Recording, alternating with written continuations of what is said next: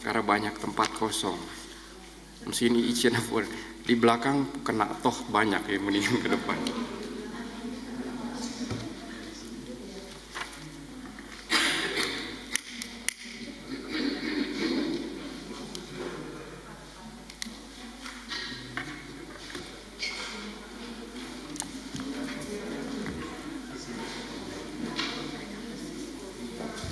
Ja, lekker warm voor.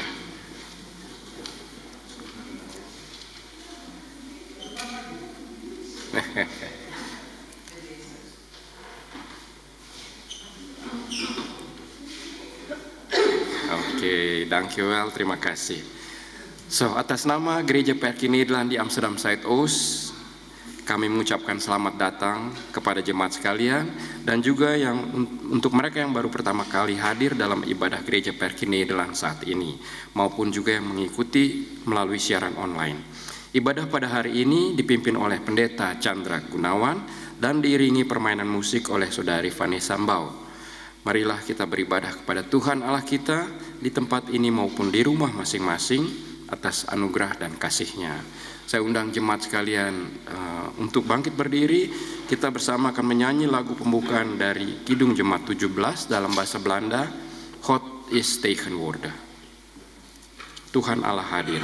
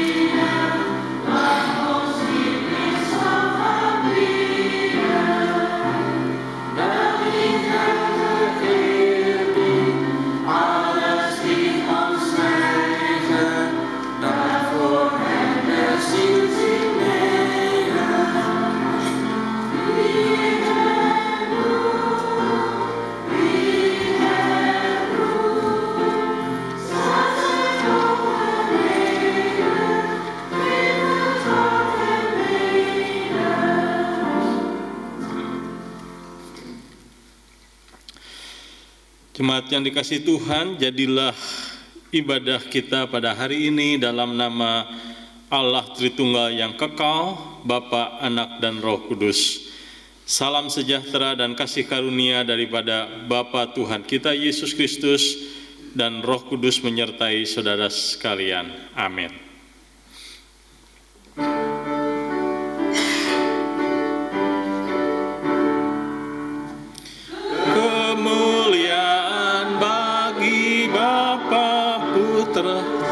Dan Roh Kudus seperti semula, kini dan terus, kau selama-lamanya.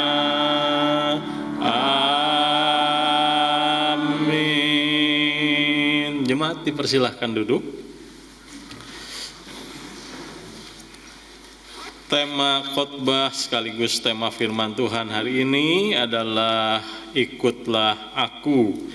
Saya akan membacakan teks firman Tuhan dari Roma 8 ayat 28 sampai dengan 30. Teks ini akan mendasari ibadah kita pada hari ini. Roma 8 ayat 28 sampai 30. Kita tahu sekarang bahwa Allah turut bekerja dalam segala sesuatu untuk mendatangkan kebaikan bagi mereka yang mengasihi Dia, yaitu bagi mereka yang terpanggil sesuai dengan rencana Allah. Sebab semua orang yang dipilihnya dari semula, mereka juga ditentukannya dari semula untuk menjadi serupa dengan gambaran anaknya, supaya Ia, anaknya itu menjadi yang sulung di antara sebanyak saudara. Dan mereka yang ditentukannya dari semula, mereka itu juga dipanggilnya. Dan mereka yang dipanggilnya, mereka itu juga dibenarkannya. Dan mereka yang dibenarkannya, mereka juga dimuliakannya. Mari kita akan naikkan Kidung Jemaat 278, Bila Sangkakala Menggegap, mengingatkan sebuah pengharapan kita bahwa saat Tuhan datang yang kedua kalinya, kita akan ada dan menikmati kebersamaan kekal bersama dengan Tuhan. Mari kita pujikan pujian ini.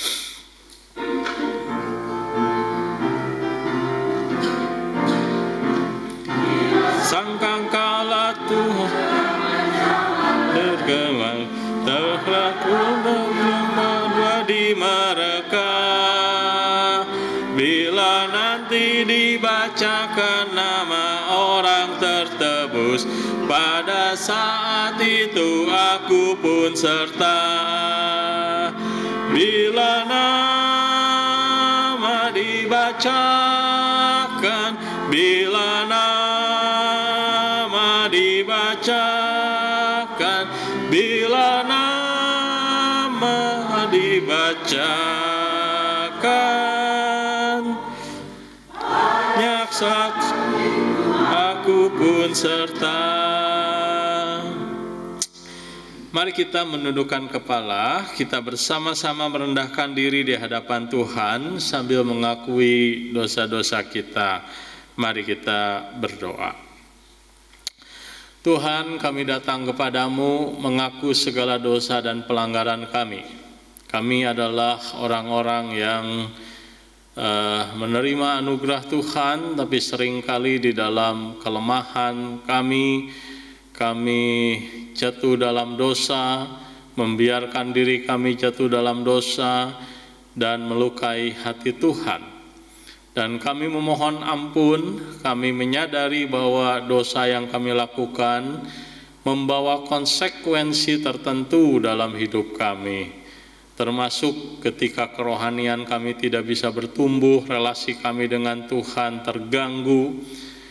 Dan kami berdoa supaya Engkau kiranya memulihkan kami. Kami bersyukur bahwa Engkau memberikan kepada kami satu janji, bahwa ketika kami mengaku dosa-dosa kami, Engkau adalah Allah yang setia dan adil, sehingga Engkau akan mengampuni semua dosa dan pelanggaran kami. Kami mohon Kau juga memberkati ibadah kami hari ini. Kami boleh menjadi anak-anak Tuhan yang memuliakan Tuhan melalui ibadah hari ini. Ini adalah kerinduan kami. Di dalam nama Tuhan kami Yesus Kristus, kami menaikkan doa syukur dan permohonan kami. Amin.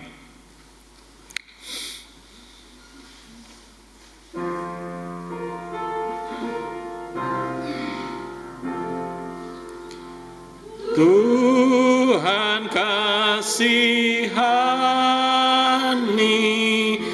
Kristus kasihani,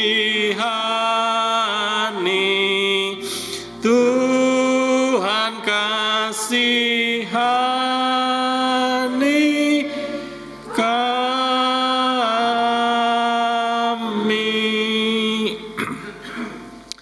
Sebagai hamba Yesus Kristus, kami memberitakan pengampunan dosa bagi setiap orang yang mengaku dosanya dengan ikhlas seperti tertulis di dalam 1 Korintus 3 ayat 23. Tetapi kamu adalah milik Kristus dan Kristus adalah milik Allah.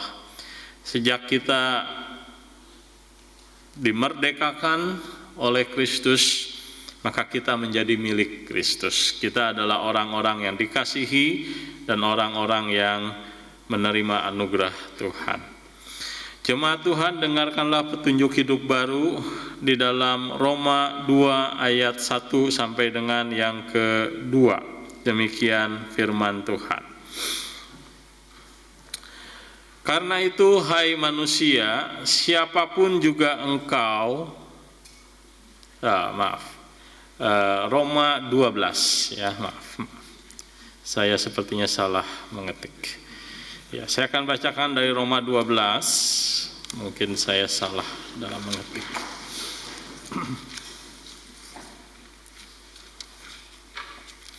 Roma 12 ayat 1 sampai 2. Saya akan bacakan. Karena itu saudara-saudara, demi kemurahan Allah aku menasihatkan kamu supaya kamu mempersembahkan tubuhmu sebagai persembahan yang hidup, yang kudus dan yang berkenan kepada Allah. Itu adalah ibadahmu yang sejati. Janganlah kamu menjadi serupa dengan dunia ini, tetapi berubahlah oleh pembaruan budimu, sehingga kamu dapat membedakan manakah kehendak Allah, apa yang baik, yang berkenan kepada Allah, dan yang sempurna. Jemaat persilahkan duduk.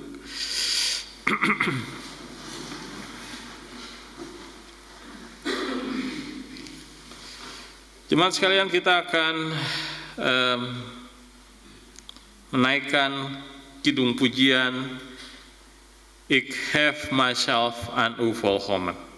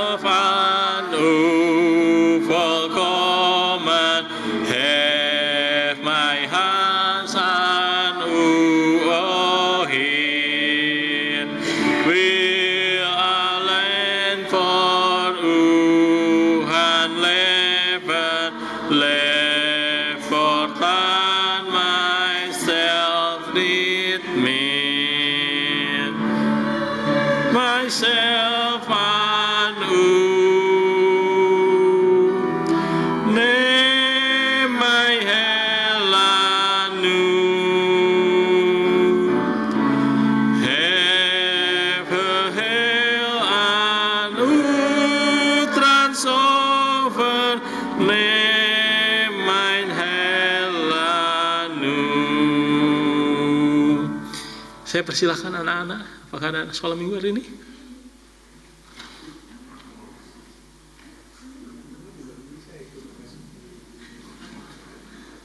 Oke, baik. Kalau begitu kita akan mempersiapkan hati kita untuk mendengarkan pembacaan firman Tuhan dan juga merenungkan firman Tuhan. Sebelumnya kita akan berdoa terlebih dahulu memohon pimpinan Allah Roh Kudus. Mari kita berdoa. Tuhan, kami berdoa mohon supaya firman-Mu betul-betul menjadi terang dalam kehidupan kami. Kami menyadari bahwa dalam kehidupan kami berjalan seringkali di dalam jalan yang tidak mudah. Ada kalanya hidup kami diperhadapkan dengan berbagai tantangan-tantangan yang membuat kami seringkali bingung apa yang benar, apa yang baik, apa yang seharusnya kami lakukan. Kami berdoa supaya firman-Mu selalu menjadi panduan dalam kehidupan kami, sehingga jalan hidup kami menjadi jalan yang Tuhan kehendaki dan hidup kami betul-betul mengalami shalom, mengalami kelimpahan di dalam segala aspeknya. Kami berdoa supaya hari ini ketika firman Tuhan dibacakan dan ketika kami merenungkannya, firman Tuhan boleh berbicara kepada setiap kami. Dalam nama Tuhan kami Yesus Kristus, kami menaikkan doa, syukur, dan permohonan kami. Amin. Saya persilahkan.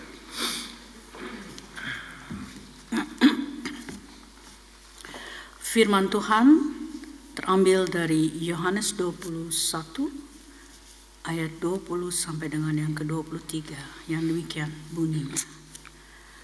Ketika Petrus berpaling, ia melihat bahwa murid yang dikasihi Yesus sedang mengikuti mereka, yaitu murid yang pada waktu mereka sedang makan bersama duduk dekat Yesus dan yang berkata, "Tuhan, siapakah dia yang akan menyerahkan Engkau?" Ketika Petrus melihat murid itu, ia berkata kepada Yesus, "Tuhan, bagaimana dengan dia ini?" Jawab Yesus, "Jikalau aku menghendaki supaya ia tetap hidup sampai aku datang, itu bukan urusanmu. Namun engkau ikutlah aku." tersebarlah kabar di antara saudara-saudara itu bahwa murid itu tidak akan mati. Namun, Yesus tidak mengatakan kepada Petrus bahwa murid itu tidak akan mati, melainkan, "Jikalau aku menghendaki supaya ia tetap hidup sampai aku datang, itu bukan urusanmu."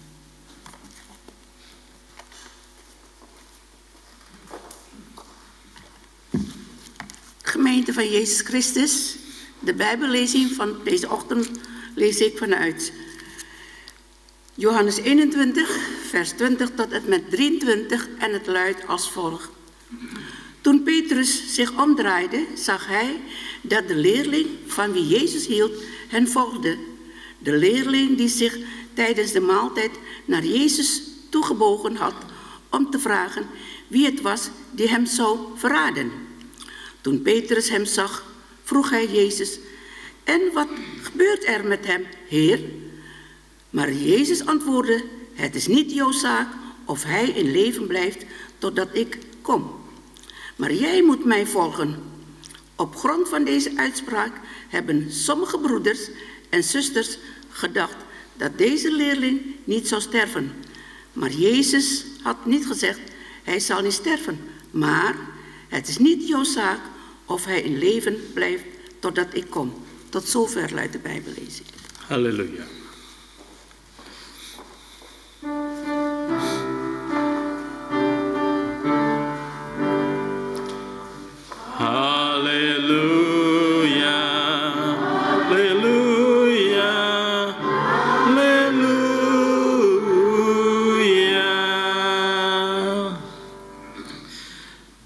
Jemaat yang dikasihi Tuhan, hari ini saya ingin mengajak kita memikirkan salah satu penyakit hati. Ya, bukan serosis, bukan hepatitis A, bukan hepatitis B, tapi salah satu penyakit hati yang paling serius yang dibicarakan dalam Alkitab, sampai Tuhan menuliskannya di dalam hukum Tuhan menjadi salah satu hukum dari 10 hukum Tuhan, yaitu jangan mengingini, ya, jangan mengingini. Nah, itulah yang ingin saya sampaikan, tapi judul khotbah saya hari ini adalah ikuti aku. Ini adalah topik yang saya renungkan satu minggu ini ketika saya memikirkan salah satu teks sebelum Yesus naik ke sorga. Jemaat yang dikasihi Tuhan, saya ingin mengawali khotbah saya hari ini dengan mengajak kita berpikir mengenai kompetisi. Apakah kompetisi itu sesuatu yang sehat? Nah, di zaman sekarang orang berpikir, banyak orang termasuk kalau dalam dunia usaha, kita berpikir bahwa yang namanya kompetisi itu adalah hal yang baik, hal yang sehat, ya. Maka di sekolah ada yang namanya kompetisi, maka ada yang namanya ranking, ya, ranking 1 dari depan atau 1 dari belakang gitu ya. Yang 1 dari belakang nangis biasanya ya. Ada 1, ada 2, ada 3. Nah, itu diciptakan, dibuat, didesain supaya ada spirit kompetisi di situ. Karena dengan melihat orang lain lebih baik, mungkin dipikir kita akan lebih memacu diri untuk lebih maju. Di pekerjaan juga ada kompetisi, ada sistem bonus misalnya dan lain sebagainya. Di media sosial kita melihat kompetisi, ya, kompetisi vakansi misalnya ya, kompetisi piknik gitu ya. Kemana kemarin vakansi? Portugal. Kemana kemarin vakansi? Spanyol. Kemana kemarin Afrika gitu ya. Seolah-olah piknik itu jadi kompetisi, ya. Nah, kita terbiasa hidup di dalam kompetisi dalam dunia ini. Kompetisi seringkali seperti saya katakan dipandang mendorong orang lebih baik, walaupun pada kenyataannya juga ada sisi negatifnya. Orang bisa bunuh diri gara-gara kompetisi, ya. Nah, namun bagaimana kalau spirit kompetisi ini masuk ke dalam gereja, apa yang terjadi? Ya, apa yang terjadi kalau dalam pelayanan orang berkompetisi? Apakah baik ataukah tidak baik? Apa yang terjadi kalau orang mulai saling bandingkan? Siapa yang paling aktif dalam bergereja? Kamu ke gereja berapa kali? 3 kali. Oh, saya setiap hari. Katanya kebetulan rumahnya di gereja, gitu kan?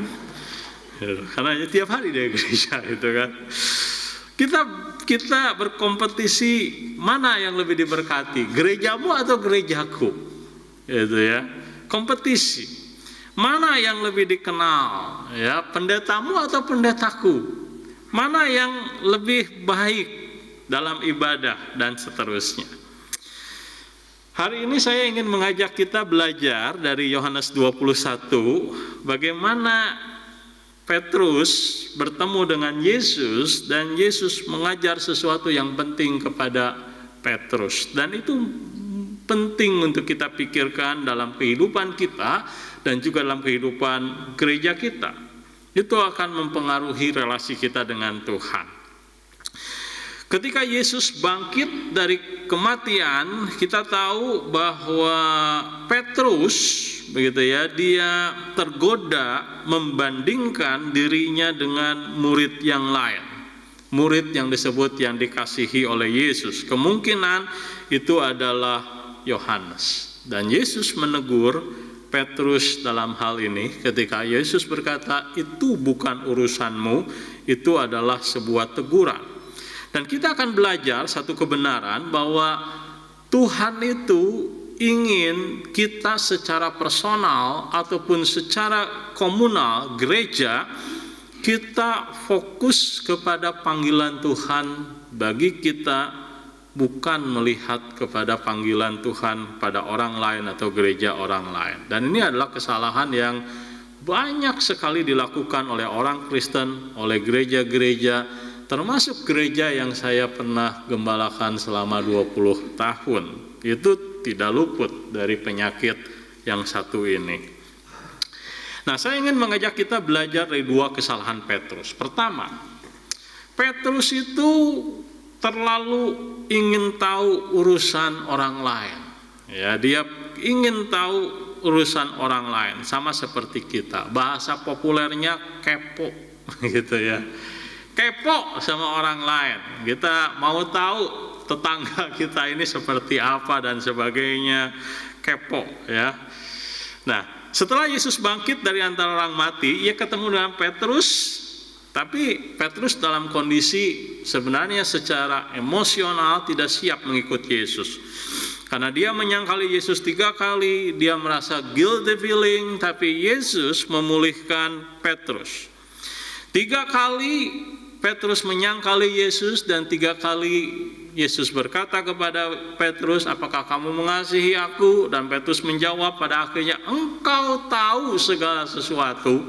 Engkau tahu isi hatiku, engkau tahu aku sangat mengasihimu. Maka Yesus berkata kepada Petrus, gembalakanlah domba-dombaku.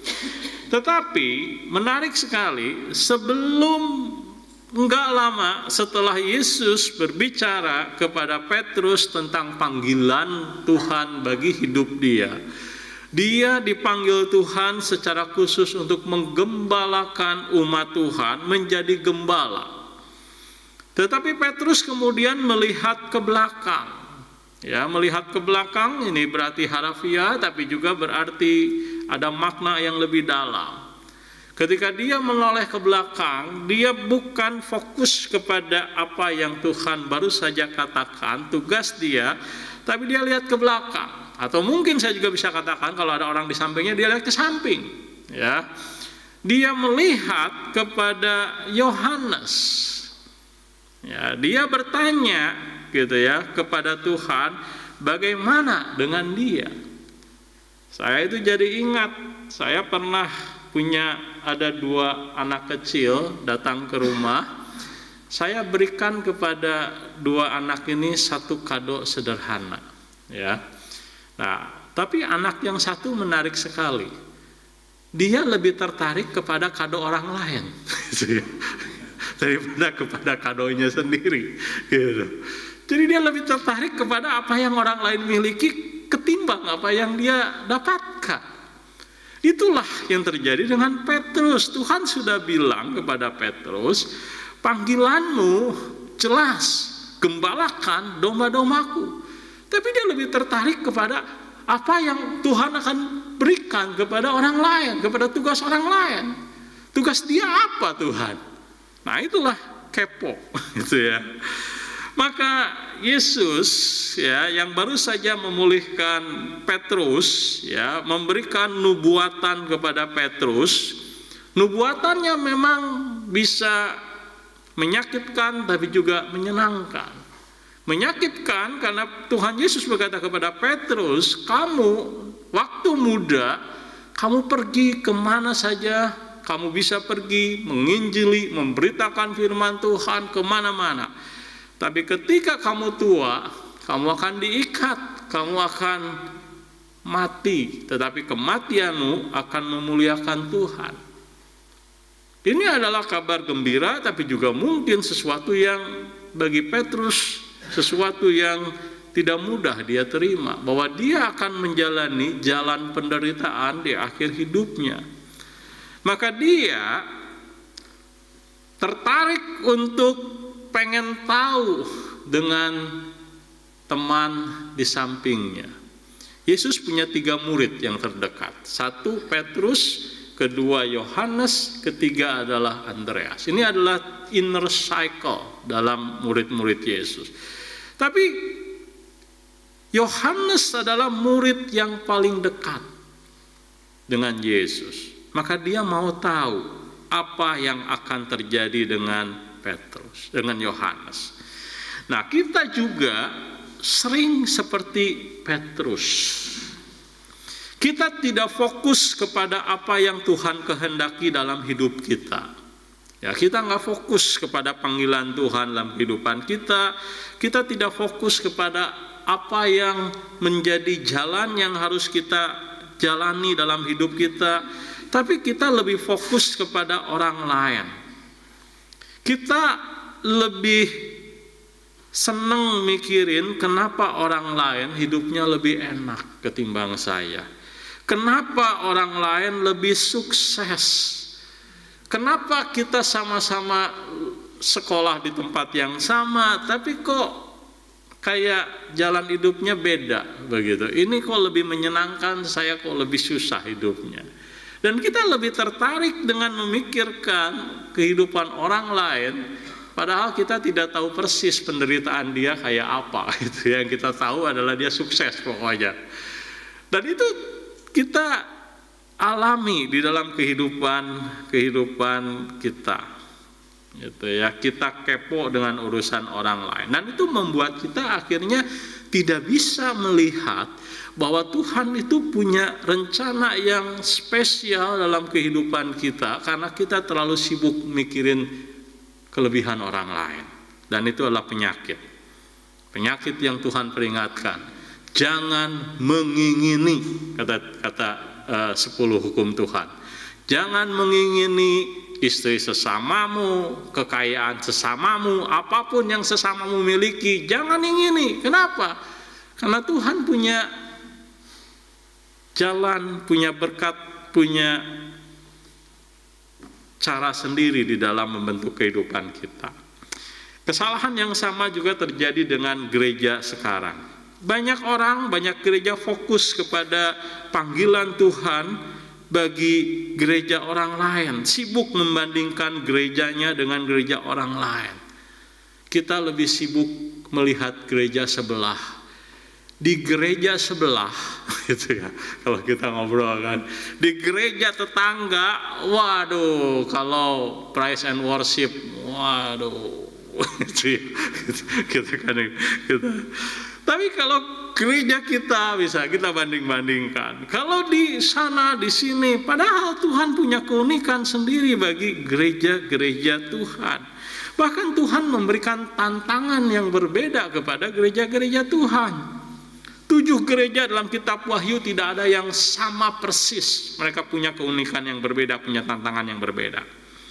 Maka Daripada kita sibuk ngurusin gereja orang lain, lebih baik kita memikirkan panggilan Tuhan bagi gereja kita yang unik dan setia dalam memenuhi panggilan kita. Bukan berarti kita nggak boleh belajar dari gereja orang lain. Boleh belajar dari kelebihan mereka, tapi tidak sampai kemudian kita ingin gereja kita menjadi seperti gereja mereka. Padahal Tuhan punya rencana yang khusus bagi gereja Perki Nederland. Kesalahan kedua dari Petrus adalah dia bukan hanya kepo. Kepo itu awalnya. Dari kepo kemudian menjadi sibuk mau ngurusin orang lain. Yesus tidak membiarkan sikap Petrus berkembang dari kepo menjadi orang yang sibuk ngurusin orang lain. Ya. Dalam hatinya mungkin Petrus mulai berpikir, Yohanes ini harusnya begini dan begitu. Kalau aku harus diikat dan menjalani jalan salib, Yohanes harusnya begini dan begitu. Dia sibuk mau ngurusin orang lain. Tapi Yesus tidak membiarkan Petrus jatuh di dalam dosa seperti ini. Maka Yesus menegur Petrus. Dia berkata, jika aku mengkehendaki supaya ia tinggal hidup sampai aku datang. Kalau Yesus ingin Yohanes tetap hidup sampai kapanpun, ya, bahkan sampai Tuhan datang, itu bukan urusanmu, ya, tetapi engkau ikutlah aku. Waktu Yesus berkata itu bukan urusanmu, tetapi engkau ikutlah aku, jangan sibuk, jangan kepo, jangan ngurusin orang lain. Kamu fokus kepada apa yang Tuhan berikan kepada dia. Jawaban ini jelas, tegas, dan relevan sampai hari ini. Tuhan ingin menegaskan bahwa Tuhan punya rencana yang berbeda untuk Yohanes dan Petrus. Petrus mati kurang lebih di tahun 66 dan Yohanes mati kurang lebih di tahun 90. Yohanes memang lebih panjang hidupnya. Yohanes tidak mengalami kematian seperti Petrus, tetapi Yohanes juga mengalami penderitaan yang tidak kalah dari Petrus.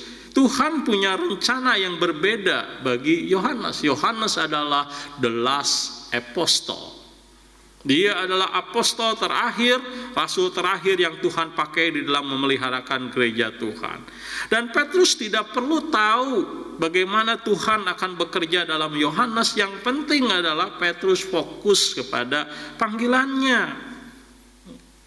Terlalu sering kita mau mengambil alih Tuhan, kendali Tuhan bagi orang lain. Kita sibuk ngurusin orang lain, padahal orang lain urusannya Tuhan, bukan urusannya kita.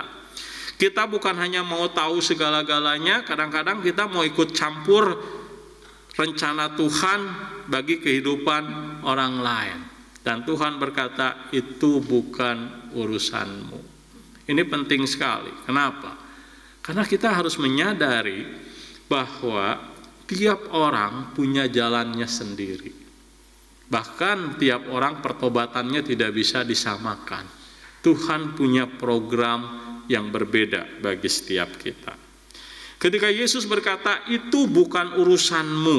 Saya belajar dari perkataan ini 3 hal yang saya bisa pelajari. Apa artinya waktu Tuhan berkata itu bukan urusanmu? Pertama, Tuhan itu punya rencana yang unik bagi setiap orang, bagi gereja Tuhan. Tuhan punya rencana yang unik. Ada yang dipanggil dalam pelayanan yang terlihat, puji Tuhan. Jadi majelis, jadi pelayan-pelayan yang dipakai Tuhan, tampak sekali. Tapi ada juga yang dipakai Tuhan dalam pelayanan yang tidak kelihatan, yang tersembunyi, yang di dalam kamar, yang berdoa. Ada pelayanan yang di dalam gereja, ada pelayanan yang di luar gereja. Semuanya dipakai Tuhan. Tuhan punya rencana yang unik bagi setiap orang-orang. Saya melihat ada pendeta-pendeta dipakai di gereja, bagus. Tapi saya juga melihat ada orang-orang Kristen yang hadir di dalam kehidupan yang berdosa dan di sana dia jadi berkat. Dia hadir di mana? Di klub-klub malam, bukan sebagai bukan sebagai bagian dalam sistem, tapi dia mungkin bekerja di situ hanya sebagai apa? Hanya sebagai pramusaji. Mungkin dia di situ bekerja hanya sebagai tukang cuci dan sebagainya. Tapi interaksi dia dengan orang-orang yang dianggap berdosa itu bisa menjadi berkat yang kita tidak bisa hakimi. Kita kemudian berpikir, kamu kok kerja di tempat-tempat yang berdosa? Tapi kita nggak pernah tahu bahwa Tuhan menempatkan dia, Tuhan punya rencana yang indah dalam kehidupan dia melayani orang-orang yang kita anggap berdosa. Jemaat yang dikasihi Tuhan, Tuhan bukan punya sekedar rencana yang unik, ya, kita perlu belajar itu. Hal yang kedua, kita perlu belajar jangan menilai orang lain dengan standar kita sendiri. Kita tidak berhak menentukan orang itu harusnya kayak gimana, karena Tuhan punya rencana yang beda-beda bagi masing-masing kita. Ada standar yang kita harus miliki, standar etika, standar kehidupan yang benar. Tapi kita tidak punya kewenangan untuk menghakimi orang lain dengan standar yang kita miliki. Tuhan sekali lagi punya cara, punya jalan yang berbeda untuk setiap orang dan setiap gereja.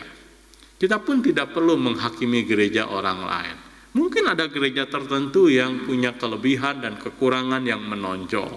Mungkin gereja tertentu ada yang barangkali di mata kita ini gereja kayak bukan gereja. Ini gereja mirip night club misalnya gitu ya. Tapi kita tidak bisa menghakimi. Mungkin itu adalah cara Tuhan di dalam menjangkau orang-orang yang suka dengan night club. Mungkin gitu ya. Tapi juga kita nggak bisa menghakimi gereja-gereja yang kita bilang ini kok gereja kayak kuburan gitu ya. Kayak orang kedukaan. Ibadah kok kayak gimana begitu, nggak ada Roh Kudusnya. Kita nggak bisa menghakimi. Kenapa? Karena Tuhan punya jalan bagi gereja tersebut untuk menjangkau orang-orang yang punya kebutuhan spiritualitas yang unik, yang membutuhkan keheningan dan seterusnya. Maka kita bukan hanya perlu menyadari bahwa Tuhan punya rencana yang berbeda, jangan menilai orang lain, tapi fokus kepada panggilan Tuhan bagi diri kita, bagi gereja kita. Sebelum menilai orang lain, lebih baik introspeksi, koreksi diri, jangan menghakimi. Jangan sampai seperti yang Tuhan katakan, semut di mana semut di ujung dunia sana kita bisa lihat begitu ya, tapi gajah depan mata di sini. Memang sih kalau gajah di sini juga kelihatan, benar juga ya. Coba ada gajah di sini kan, mau kelihatan apa kan begitu. Tapi hebat kalau bisa lihat semut gitu ya, di ujung dunia itu hebat. Tapi itu keahlian kita, pandai melihat kesalahan kecil dari orang lain gitu ya. Itu keahlian kita. Tapi kesalahan sendiri kita nggak bisa lihat. Nah, maka kita perlu belajar, ya, satu sisi introspeksi diri, tapi satu sisi fokus kepada panggilan Tuhan. Ya, jangan juga terlalu menyalahkan diri dengan kelemahan-kelemahan diri. Tuhan mengizinkan kelemahan, tapi fokus kepada panggilan Tuhan. Maka kita perlu belajar untuk kita perlu belajar bahwa setiap orang punya panggilan dan jalan yang berbeda-beda. Tuhan panggil kita unik, ya, maka jangan membandingkan diri dengan orang lain. Kalau kita membandingkan diri dengan orang lain, kita jadi rendah diri, atau kita jadi sombong, merasa kita lebih atau merasa kita lemah. Maka Paulus berkata dalam Galatia 6 ayat yang keempat, baik sekali. Tiap-tiap orang fokuslah kepada pekerjaannya sendiri. Jangan dia fokus kepada pekerjaan orang lain, supaya dia dapat bermegah mengenai dirinya sendiri dan bukan tentang orang lain. Hargai keunikan diri sendiri, hargai keunikan orang lain. Itu penting. Tuhan menciptakan kita berbeda-beda. Ya, beda karunia, beda latar belakang. Ada orang-orang yang Tuhan lahirkan dengan suara yang indah. Kalau nyanyi bagus sekali. Ada orang yang tidak Tuhan karuniakan dengan suara yang indah. Tetapi Tuhan memberikan karunia yang lain. Suaranya tidak indah, tetapi empatinya sangat kuat. Itu cara Tuhan di dalam memakai orang yang berbeda-beda.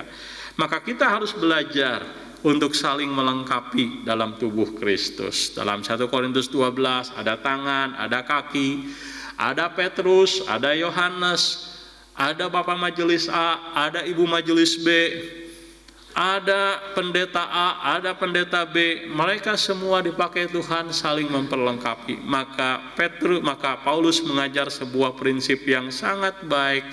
Siapakah Paulus, siapakah Apolos, siapakah Petrus?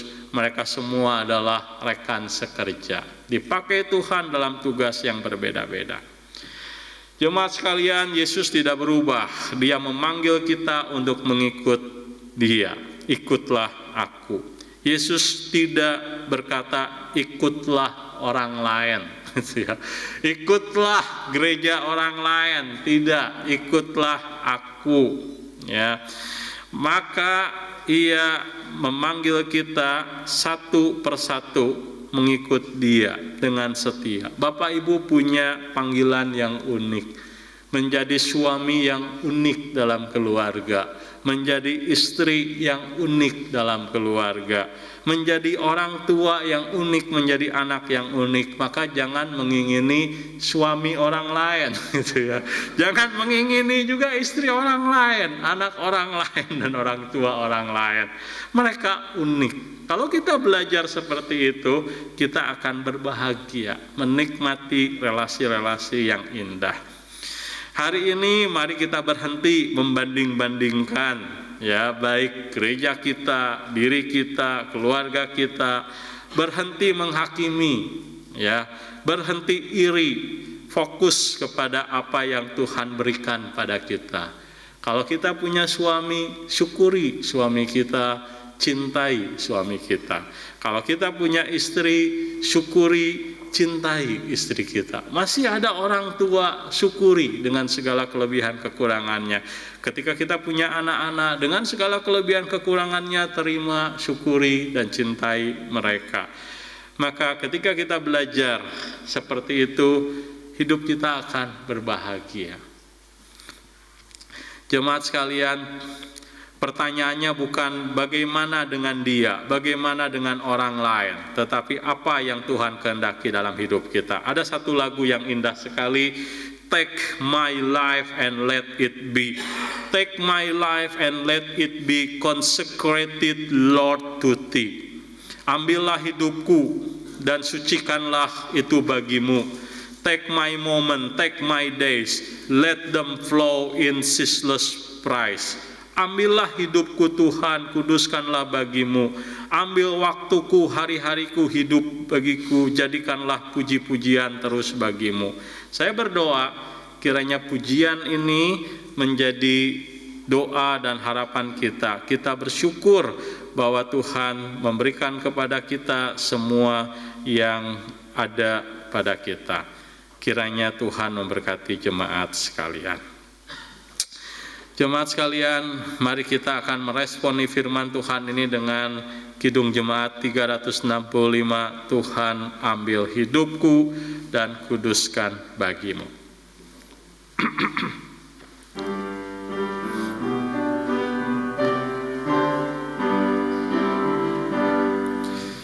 Tuhan ambil hidupku dan kuduskan bagimu, pun waktuku pakailah memujimu selamanya, memujimu selamanya. Tuhan berkati.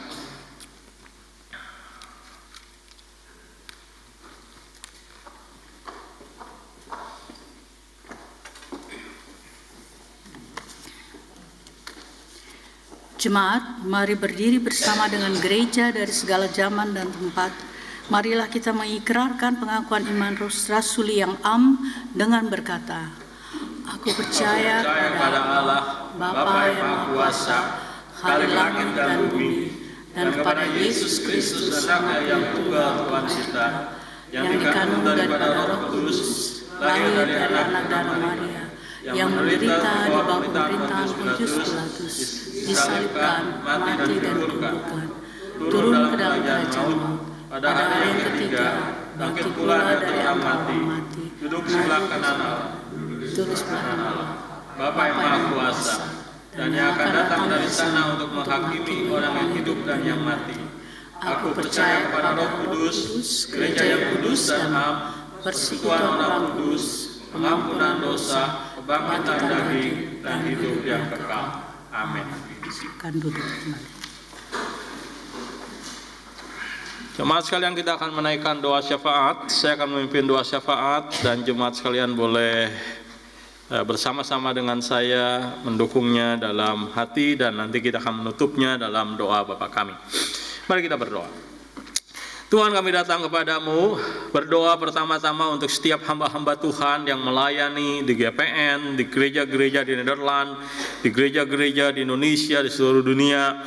Tuhan, Kau tahu mereka tidak kebal terhadap pencobaan, mereka bisa jatuh dalam dosa, dan mereka membutuhkan kekuatan dan perlindungan dan pertolongan Tuhan.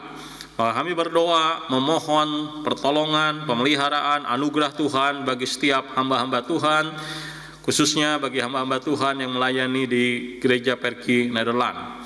Kami juga berdoa Tuhan untuk pemerintahan dan pergumulan dari bangsa-bangsa, negara-negara di dunia saat ini, pergumulan dengan ekonomi, dengan resesi-resesi yang terjadi. Tuhan, kiranya Engkau memakai segala hal yang terjadi menjadi alat di tangan Tuhan untuk menyadarkan manusia bahwa kita membutuhkan Tuhan. Kami berdoa supaya manusia semakin mawas diri, semakin tahu bahwa mereka adalah ciptaan Tuhan dan tidak bisa hidup tanpa Tuhan. Kami berdoa untuk berbagai peperangan yang terjadi, Rusia, Ukraina, Israel dengan Hamas, dan juga peperangan-peperangan, kondisi-kondisi tegang yang ada. Kami tidak mau melihat ada peperangan dengan korban jiwa. Kami melihat ada begitu banyak penderitaan.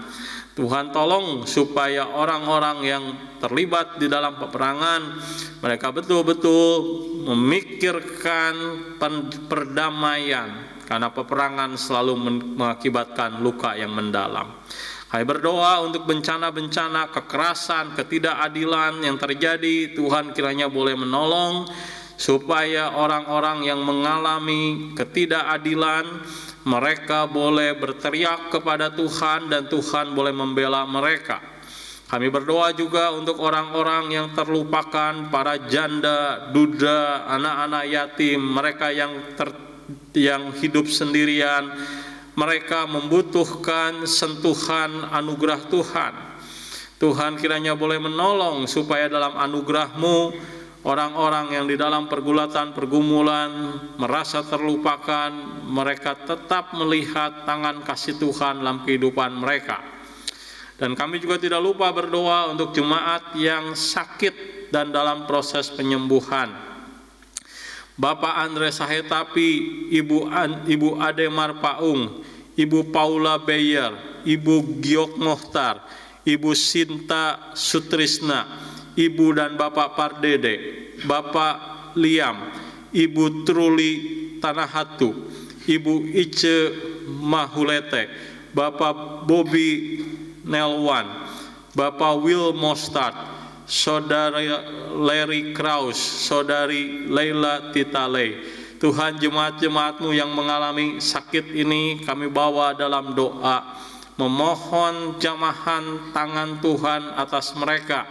Mereka boleh dipulihkan, disembuhkan oleh Tuhan. Dan juga Tuhan boleh menolong iman mereka tidak menjadi lemah oleh karena sakit yang mereka alami. Kami juga berdoa untuk jemaat-jemaat yang berulang tahun, untuk Ibu Will, untuk Saudara Bracklin Purba, dan untuk Ambonita De Fritz. Tuhan, Kau kiranya memberkati jemaat-jemaat kami yang berulang tahun. Engkau boleh memeliharakan kehidupan mereka, dan kiranya perjalanan hidup mereka bersama dengan Tuhan boleh menjadi pembelajaran dalam kehidupan mereka untuk terus bergantung berharap kepada Tuhan. Bersyukur untuk setiap berkat Tuhan dalam kehidupan mereka, kesehatan yang Tuhan berikan. Tuhan terima kasih, pimpinlah hidup mereka terus senantiasa ya Tuhan di dalam anugerah-Mu. Kami juga berdoa untuk Bapak Bian dan Ibu Ademar Paung yang juga boleh menikmati anugerah Tuhan dalam ulang tahun pernikahan mereka. Berkatilah mereka Tuhan, keluarganya bertumbuh di dalam anugerah-Mu. Mereka boleh menjalin relasi kasih yang lebih mendalam dalam tahun-tahun pernikahan mereka.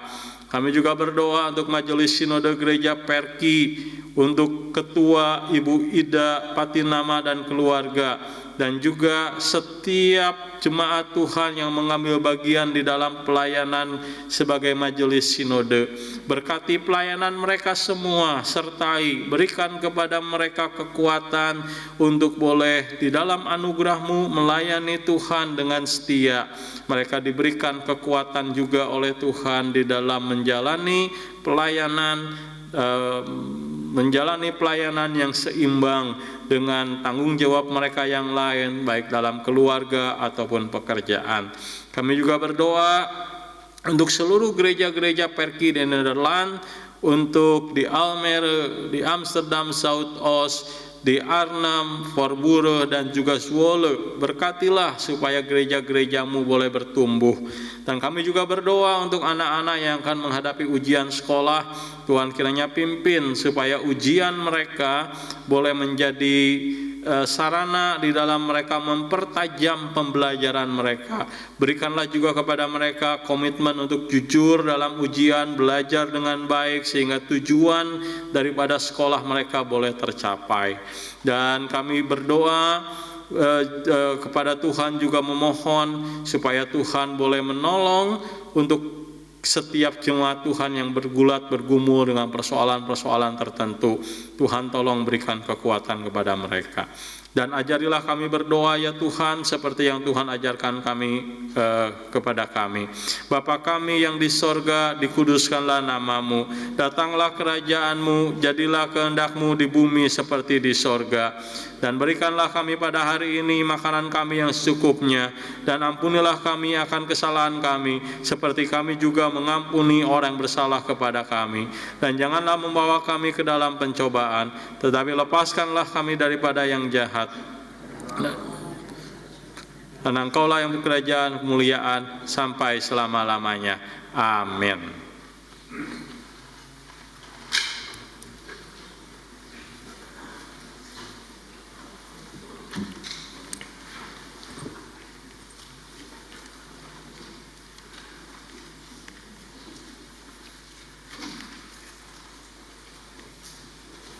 Jemaat yang terkasih dalam Tuhan Yesus Kristus, tibalah saatnya kita memberikan persembahan kepada Tuhan sambil mengingat perkataan dari firman Tuhan dalam 1 Tesalonika 5 ayat 18. Mengucap syukurlah dalam segala hal, sebab itulah yang dikehendaki Allah di dalam Kristus Yesus bagi kamu.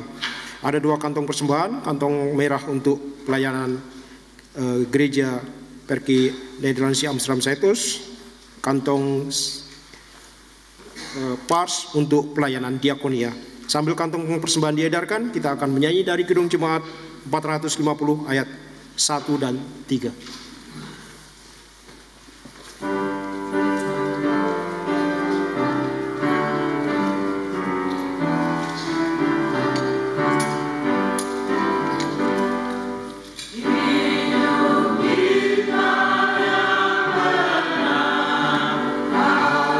Haruslah mengucap syukur karena Kristus bergema. Janganlah terkejut dalam susah pun senang, dalam segala hal. Aku bermazmur dan ucap syukur, itu kehendaknya. Apa arti hidupku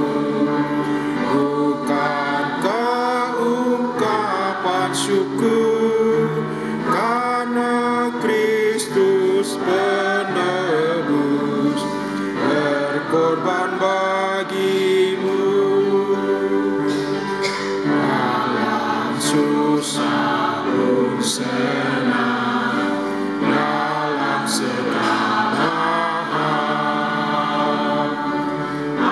Aku bermazmur dan ucap syukur, itu kehendaknya. Mari kita bersatu mendoakan persembahan yang telah kita berikan pada hari ini. Tuhan Allah yang bertata dalam kerajaan surga, puji dan syukur kami tunjukkan kehadiran-Mu Tuhan. Terima kasih atas hari yang indah ini. Berkati persembahan yang telah kami berikan hari ini untuk pelebaran kerajaan-Mu. Terima kasih Tuhan atas firman-Mu, berfokus pada tugas kami masing-masing. Tuhan, sempurnakan doa ini di dalam nama Anak-Mu Tuhan kami Yesus Kristus. Kami mengucap syukur dan berdoa. Amin.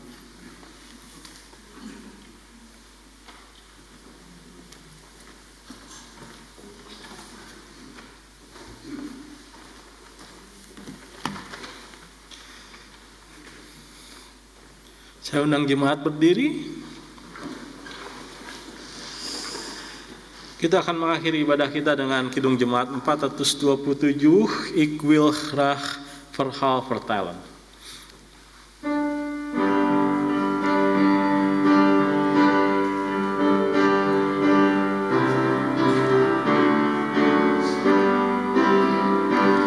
Wil graag verhaal vertellen.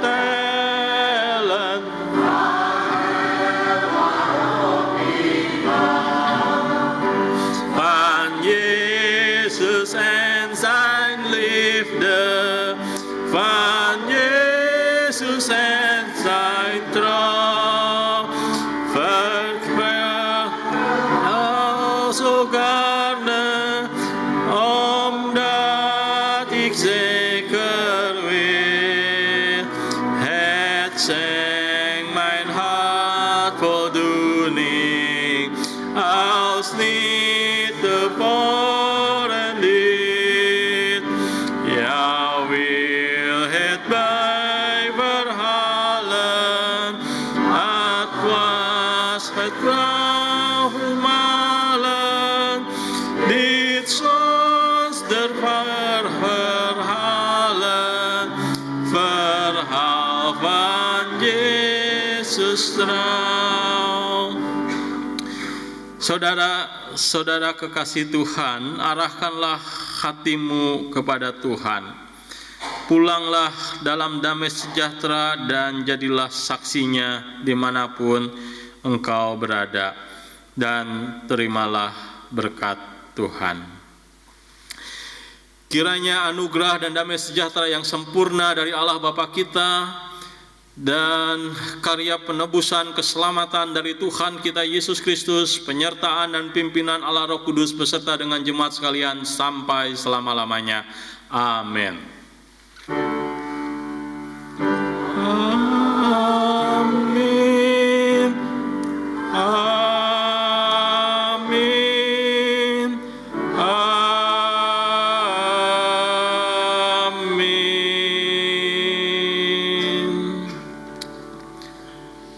Jemaat dipersilakan bersatu teduh mengucap syukur kepada Tuhan.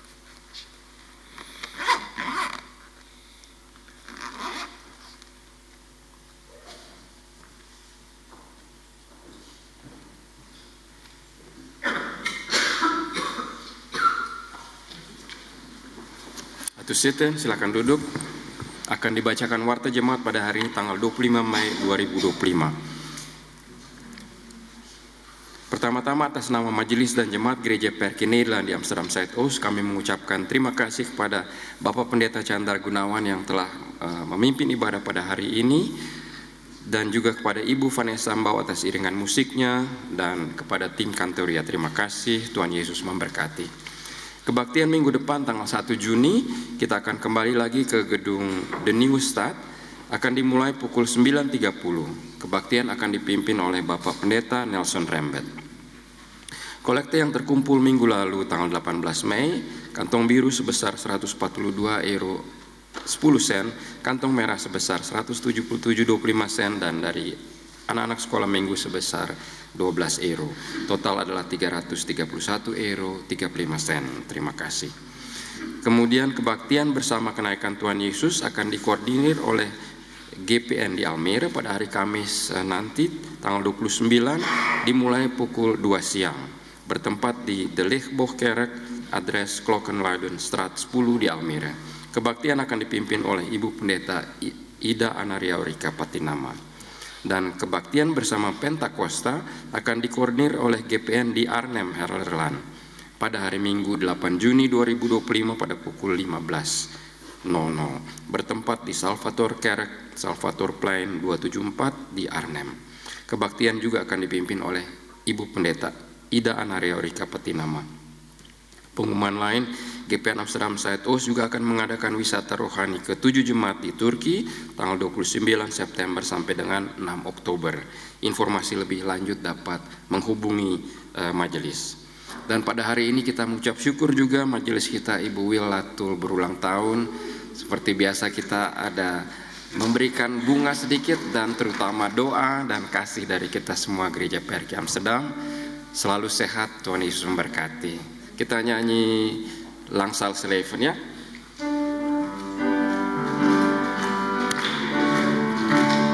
Ya, silakan ke depan.